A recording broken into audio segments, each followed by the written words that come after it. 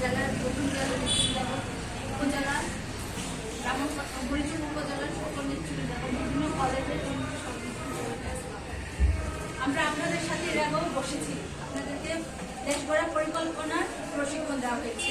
আজকে আমরা এখানে এসেছি আপনাদের সাথে মত বিনিময় করার জন্য।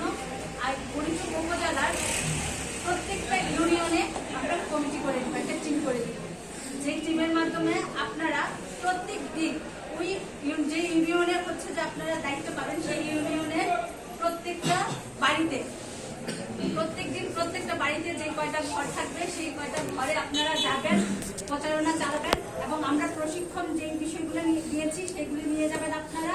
এবং আমরা সবাই সমন্বয় করে আমরা একটা গ্রুপ খুলবো। আপনারা সেই ইউনিয়নে যারা দায়িত্ব পাবেন প্রত্যেক দিনের আপডেট আপনারা প্রত্যেক দিন দিবেন।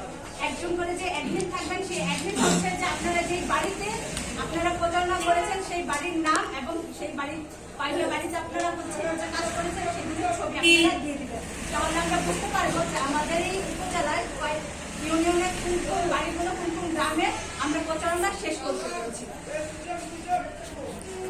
বাংলাদেশ জাতীয়তাবাদী দল এমন একটি দল, যে দল বিগত 17টি বছর ফ্যাসিস্ট আমলও রাজনীতি করে এসেছে, প্রকাশ্যে খুন হয়ে এসেছে, তারপরে রাজপথে ছিল। বাংলাদেশের যে ক্রান্তি লগ্নে বাংলাদেশের মানুষের প্রয়োজনে বাংলাদেশ জাতীয়তাবাদী দলেই সবসময় জনগণের পাশে ছিল, ইনশাআল্লাহ সামনে থাকবে।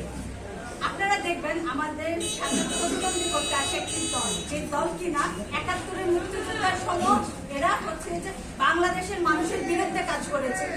এদেরকে সুযোগ দেওয়া হয়েছিল দেশের থেকে, দেশের মানুষের সাথে গুজবাজি করে 24 এরা কোনো আন্দোলনে এদের একটা পুলিশ আপনাদেরকে দেখাতে পারবে না। আমাদের জাতীয়তাবাদী দলের প্রত্যেকটা সংগঠনের ছাত্রদল, যুবদল থেকে শুরু করে বিএনপি ওয়ার্ড থেকে শুরু করে কেন্দ্রীয় নেতৃবৃন্দরা যারা আছে আপনাদের প্রত্যেকের ছবি আপনারা দেখাতে পারবেন যে আপনারা আন্দোলন করেছেন।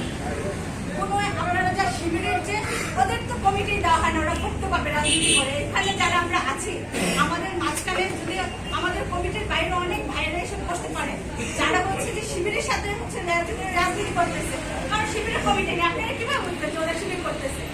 ওরা প্রত্যেকটা মানুষের সাথে মিশে মুক্তভাবে কাজ করে আসতেছে এবং দেশের জনগণের মানুষের ব্রেন ওয়াশ করতেছে। আপনারা খেয়াল করে দেখবেন জামাত শিবির বলে ওরা নাকি ইসলামিক দল, আমার খুব হাসি পায়। জামাত শিবির যে হচ্ছে যে নির্বাচনী প্রচারের যে প্রকাশ করেছে আপনাদের শুনলে নাচতে ইচ্ছে করবে, নাচতে ইচ্ছে করে না? যদি ইসলামিক দল হতো ওদের গান থাকতো গজলের মতো, ওরা প্রচুর ওরা থাকতো গজলের মতো, ইসলামের মতো। ওরা গানটাই তো শুরু করছে ডান্স করা যায় এমন গান দিয়ে। ওরা বলে ওরা নাকি ইসলামিক দল। ওরা মানুষকে খুব বাজেভাবে ব্রেন ওয়াশ করে। আপনারা মানে হচ্ছে যে আপনারা আজকে দেখবেন, আজকে আমাদের কুমিল্লাতে দাঁড়িপাল্লার আইনজীবী অস্ত্র সহকারে আটক হয়েছে। আপনারা কি জানেন? কয়জন শেয়ার দিয়েছেন এখানে? হাতে গোনা ৫-৪ জন। আপনারা দেখবেন ওরা অনলাইনে খুব সক্রিয়ভাবে হচ্ছে যে ওরা প্রচারণা করে। ওরা একজন মানুষ, ওদের কোনো মাঠে কাজ নেই, জনগণের জন্য কাজ নেই, ওদের কাজ শুধু মোবাইলে ফেসবুক চালানো, একজনে 10টা করে আইডি চালানো। আপনি দেখবেন আমাদের আইডিতে বিশেষ করে আমরা যারা ছাত্র দলের মেয়ের আছে খুব বাজেভাবে কমেন্টস করা হয়। ওরা কমেন্টস গুলো করে প্রোফাইলগুলি লক করা থাকে। যখন ওদেরকে আমরা গুপ্ত বা হচ্ছে যে ভোট বাহিনী বলি, এটা প্রতিহিত করা হচ্ছে যে জামাতের শিবির যারা নেতাকর্মীরা আছে ওরা আমরা গুপ্ত বলেছি, আমরা ভোট বাহিনী বলেছি, তবে তোমরাই ভোট বাহিনী, তোমরাই তো স্বীকার করতেছো। আমরা তো বলি নাই যে জামাতের কর্মী বা শিবিরের কর্মী। আপনারা প্রত্যেকে এইখানে যারা আছেন, বিশেষ করে আপনারা আমরা যারা সেন্টারে রাজনীতি করে, আমাদের একটা সেন্টারের গ্রুপ থাকে। আমাদের এই গ্রুপে হচ্ছে যে বিভিন্ন পুরো বাংলাদেশের জামাত শিবিরের যে অপকর্মগুলি করে সেগুলো আমাদেরকে দেওয়া হয়।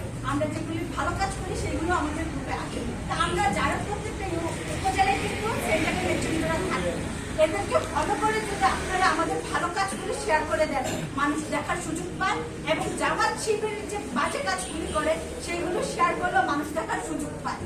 আপনাদেরকে খুব সক্রিয়ভাবে অনলাইনটা পরিচালনা করতে হবে, এবং বিশেষ করে আমরা যারা নারী নেত্রী আছি, আমরা যাতে রাজনীতি না করি সেজন্য আমাদেরকে খুব বাজেভাবে কমেন্টস করে আমাদের ব্রেনটাকে হচ্ছে যে ওরা মানে ডিপ্রেশনে রেখে দেয় আমাদেরকে, যেন আমরা রাজনীতিটাতে না আসি।